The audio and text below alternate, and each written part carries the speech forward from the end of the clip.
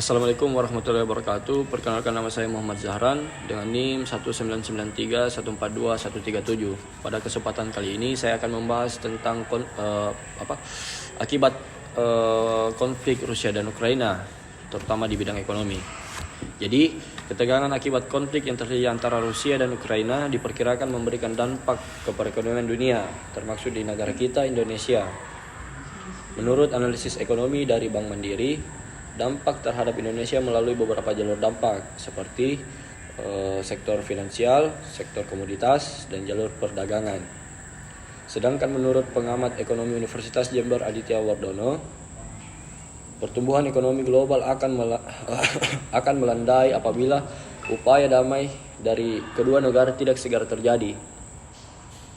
Dari sektor finansial, perang Rusia-Ukraina menyebabkan obligasi Amerika Serikat atau US Treasury turun karena naiknya investasi ke aset safe haven. Dampaknya per 25 Februari 2022. Pelemahan nilai tukar rupiah ke dolar AS hanya sekitar 0,24% ke 14.370 rupiah sepanjang 2 hari. Dari jalur sektor komoditas, perang Rusia-Ukraina ini menyebabkan naiknya harga minyak dan gas migas,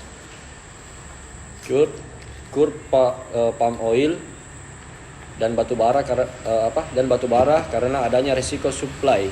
Harga emas pun diperkirakan meningkat karena peralihan emas menjadi instrumen investasi safe haven. Dampaknya yaitu adanya kemungkinan inflasi global karena terhambatnya pemasok global dan juga terhambatnya pemulihan ekonomi yang tengah terjadi.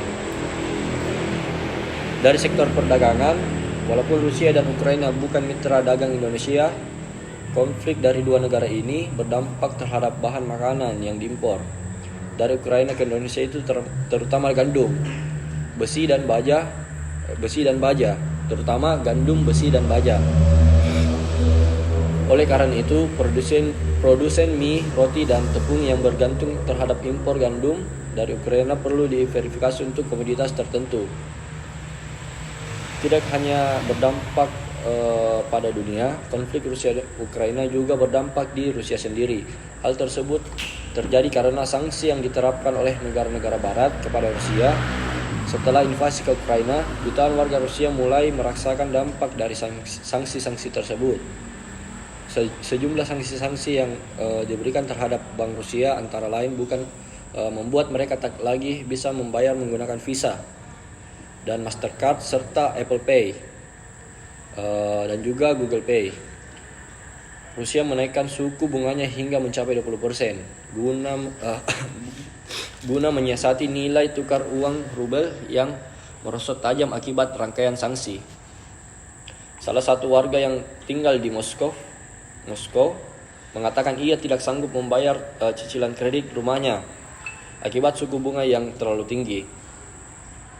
Jadi itulah beberapa dampak dari konflik Rusia-Ukraina itu sendiri, yang dimana berdampak pada pertumbuhan atau kelancaran perekonomian di dunia maupun di negaranya mereka sendiri, dan juga sangat berdampak terutama di negara kita di Indonesia. Jadi mungkin sekian yang saya bisa paparkan, kurang lebihnya mohon dimaafkan. Wabillahi taufiq wal hidayah. Wassalamualaikum warahmatullahi wabarakatuh.